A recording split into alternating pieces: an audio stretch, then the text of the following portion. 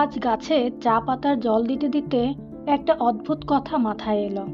আমার বারান্দায় কোনো গাছই কখনো অন্য গাছকে হারানোর চেষ্টা করে না, কিন্তু আমরা মানুষ, আমরা প্রায়ই নিজেদের অন্যের সাথে তুলনা করতে ব্যস্ত।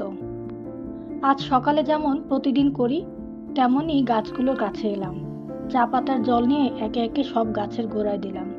গোলাপ আছে, বেলি আছে, নয়নতারা আছে, জবা আছে, আরো কয়েকটা ছোট বড় গাছ আছে। সবাই একই বারান্দায় থাকে, একই রোদ পায়, একই বাতাস পায়, কিন্তু মজার ব্যাপার হলো কোনো গাছই আরেকটা গাছের মতো হওয়ার চেষ্টা করে না। গোলাপ কখনো বলে না আমি কেন বেলির মতো এত ফুল দিতে পারছি না। বেলি কখনো বলে না আমার রং গোলাপের মতো লাল কেন না। নয়নতারা কখনো অভিযোগ করে না মানুষ গোলাপের ছবি তোলে, আমার কম তোলে। প্রত্যেকটা গাছ নিজের মতো করে বেড়ে ওঠে, নিজের সময়ে ফুল দেয়, নিজের সৌন্দর্য নিয়ে বেঁচে থাকে। আর আমরা আমরা প্রায়ই অন্যের জীবন দেখে নিজেদের বিচার করি। ওর বাড়ি বড়, ওর চাকরি ভালো, ওর ফলোয়ার বেশি, ওর ভিডিওতে ভিউ বেশি, ওর সংসার বেশি সুন্দর। এই তুলনা করতে করতে আমরা অনেক সময় নিজের অগ্রগতিটাই দেখতে পাই না। যেমন ধরুন, আমার এই গোলাপ গাছটা আজ যে ফুলটা ফুটেছে, সেটা কি একদিনে হয়েছে? না, অনেক দিন ধরে শেকড় শক্ত করেছে, পাতা তৈরি করেছে, তারপর কুঁড়ি এসেছে, তারপর ফুল। কিন্তু যদি গোলাপ প্রতিদিন বেলির দিকে তাকিয়ে থাকতো, তাহলে কি নিজের ফুল ফোটানোর দিকে মন দিতে পারতো? হয়তো না।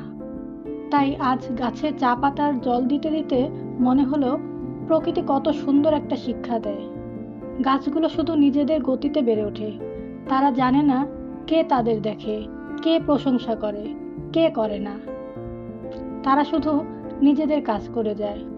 হয়তো আমাদেরও একটু এমন হওয়া উচিত, প্রতিদিন একটু ভালো হওয়া, গতকালের নিজের চেয়ে একটু এগোনো, অন্য কারো সাথে নয়, শুধু নিজের সাথে প্রতিযোগিতা করা। আজ আমার কোনো গাছে ফুল আছে, কোনোটাতে শুধু পাতা, কোনোটাতে নতুন কুঁড়ি, আর কোনোটা হয়তো এখনো অপেক্ষা করছে। কিন্তু আমি জানি প্রতিটা গাছেরই সময় আসবে।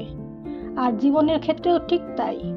সব মানুষের ফুল ফোটার সময় এক নয়, কারো আগে আসে, কারো পরে আসে, কিন্তু আসে।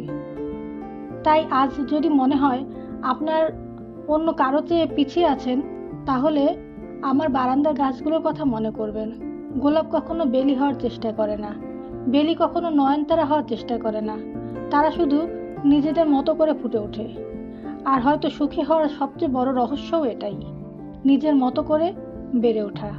আমার কথাগুলো যদি আপনাদের ভালো লাগে, তাহলে লাইক দিবেন আর সাবস্ক্রাইব বা ফলো দিয়ে সাথেই থাকবেন। আজ এ পর্যন্তই।